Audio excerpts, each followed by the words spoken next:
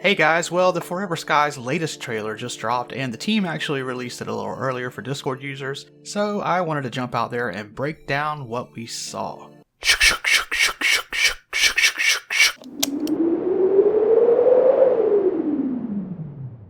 So, first off, it seems that we're getting more story with the trailer, saying that we burned paradise, and I guess he's referring to Earth. But apparently, we couldn't stay gone long, as a sickness in our own blood seems to need us to return using science to find a cure. Science seems to be king here, and after seeing some of the footage in the trailer, complete with scientific names of viruses, more on that later, science is definitely at the forefront of this game's major mechanics, which is pretty cool. So let's start breaking down the trailer. Alright, so after the voiceover and setting up some of the scene complete with broken down buildings, I'm gonna guess are procedurally generated per the Discord's FAQs, which state that some of it will be procedurally generated, and with resources needing to spawn within those buildings to be salvaged, I would say that's a huge possibility here. Moving on, we get to the airship entrance. Now, I'm a fan of this airship aesthetic, and the devs have promised that they are very customizable with some size limitations, but very open to creative design. Now, inside we see this display panel, which I have enlarged here. The bottom left has hull status stats, which break up the life of the ship into bow, midship, stern, and balloon. Then in the top left, you have what looks like atmospheric conditions with wind, your speed, and altitude of the ship.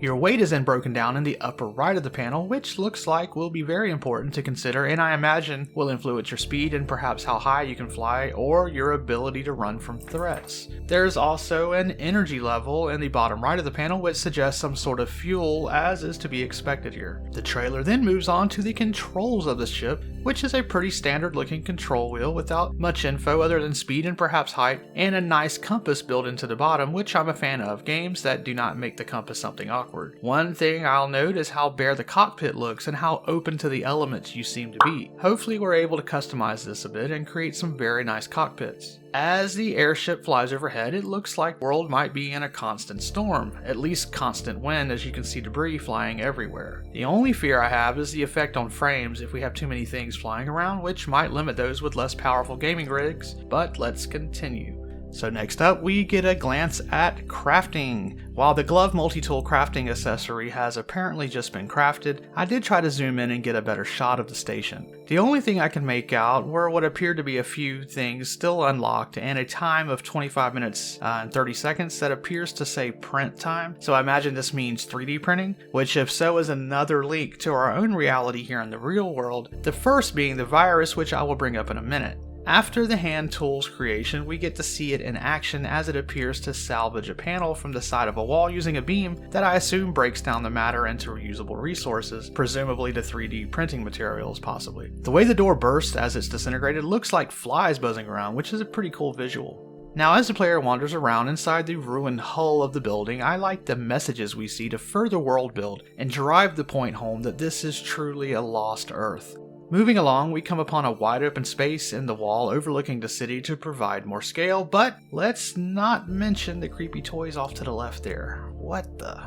So next we come upon another message on the wall, but this one in another language. I think Polish from what I could find on Google, which in fact translates to lyrics from a song called 1614, a song on the end of the world, which is cool and is another firm clue to this game being about our own future. Next up, we run into some poor lost soul who died on a cot in what looks like a medical facility, judging by this next screenshot here I took, which clearly shows a wheeled bed that looks like some medical cases on the bed, and up in the background on the top left shelf there's another medical case. Also, the can, which is about to be hoovered up in the next shot, can be seen on the shelf here. Now, zooming in on that canister did not provide anything telling except that it could be some sort of organ holder container like you might see for a transplant, but as it sucked up we see that it extracted synthetic materials, so perhaps that was a synthetic materials container and something to be on the lookout for while you're playing. Next up, we see the survivor gather canned food, but right after this, the survivor changes tools to what looks like a useful scanner and scans the laptop. This is where more science comes into play as a virus is shown on the screen. Now, Googling these brought up some interesting real-world info about the type of virus this is, which the one in-game might not be the same exact one as the real world, or it could be some variant that has mutated, but in our world, this is an enveloped RNA virus transmitted by arthropods cephalopods like usually ticks or possibly mosquitoes, which could also end up transmitting to humans, most notably the bourbon virus, which came about in 2014. For more info on that, check out Google. Otherwise, this video could quickly go into some crazy viral what-ifs. Alright, so moving on in the trailer, we see the storm seeming to get worse as lightning strikes one of the large, I guess it's a hovering stabilizer of the airship. I believe there are two on both sides and they seem tilted, so I believe these probably raise and lower the ship.